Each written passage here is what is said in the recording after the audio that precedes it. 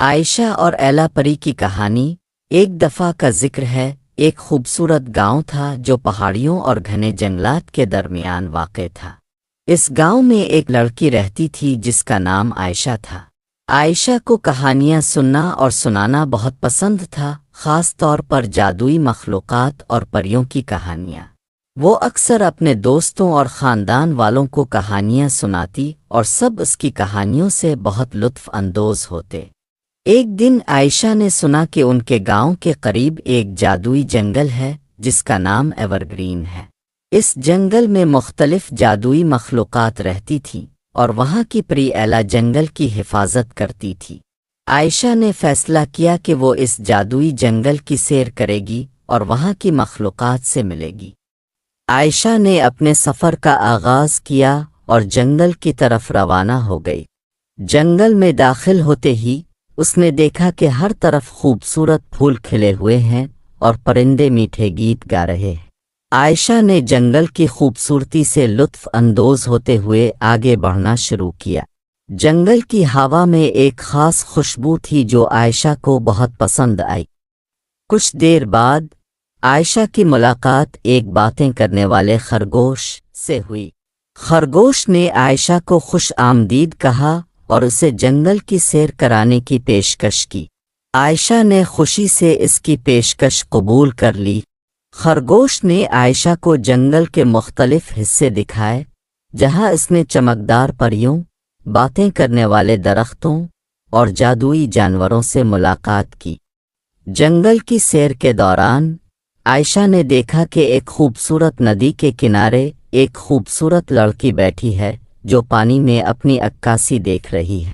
یہ لڑکی ایلا تھی جو جنگل کی محافظ پری تھی۔ عائشہ نے ایلا سے ملنے کا فیصلہ کیا اور اس کے قریب جا کر سلام کیا۔ ایلا نے مسکراتے ہوئے عائشہ کو خوش آمدید کہا اور اس سے پوچھا کہ وہ یہاں کیسے آئی ہے۔ عائشہ نے ایلا کو بتایا کہ وہ جادوئی مخلوقات اور پریوں کی کہانیاں سننے اور دیکھنے آئی ہے۔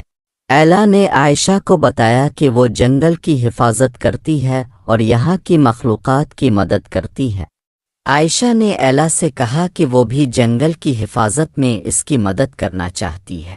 ایلا نے عائشہ کی مدد قبول کر لی اور اسے اپنی جادوئی طاقتوں کے بارے میں بتایا۔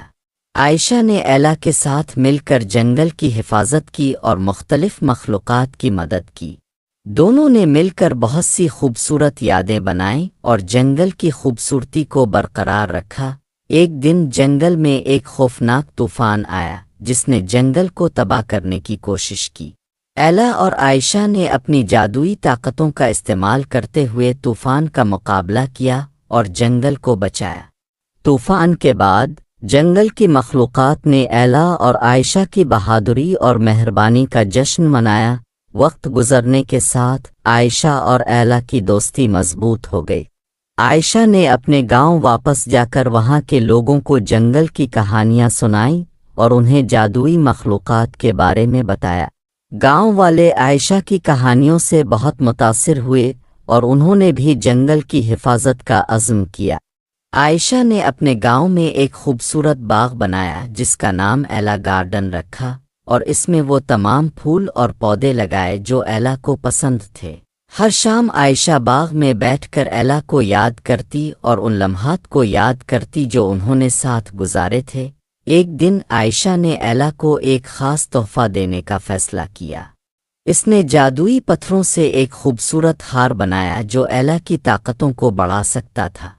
جب عائشہ جنگل پہنچی تو اس نے ایلا کو ہار پیش کیا۔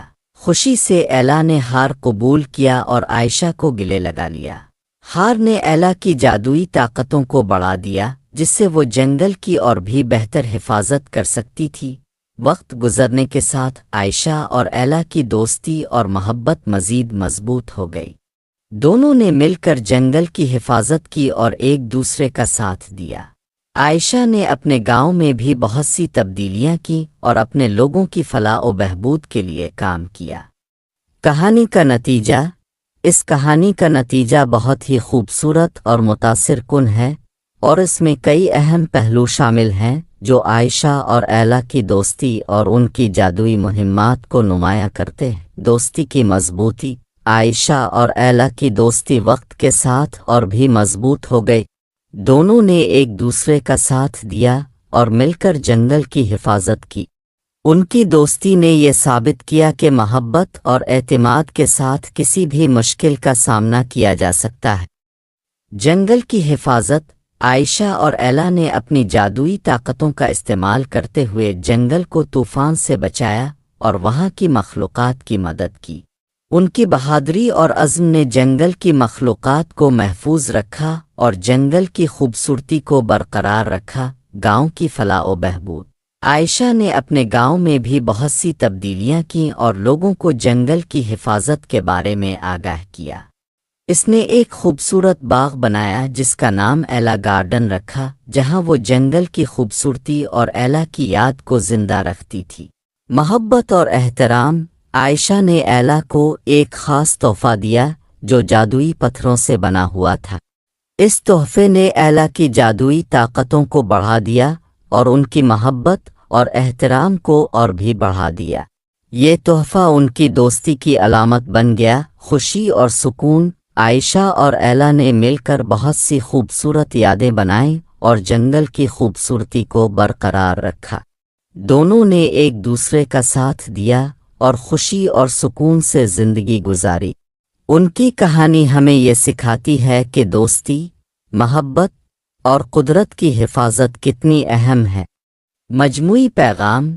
کہانی کا مجموعی پیغام یہ ہے کہ دوستی اور محبت کی طاقت سے ہم کسی بھی مشکل کا سامنا کر سکتے ہیں۔ عائشہ اور ایلا کی کہانی ہمیں یہ سکھاتی ہے کہ ہمیں قدرت کی حفاظت کرنی چاہیے اور ایک دوسرے کا ساتھ دینا چاہیے۔